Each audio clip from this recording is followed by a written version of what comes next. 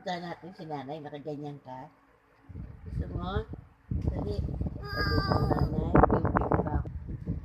Ganyan lang mukha niya.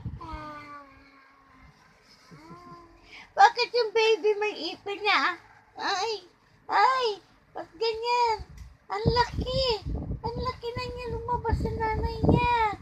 Bakit? Oh, nangungulangot na yung baby. May hair na. Ha?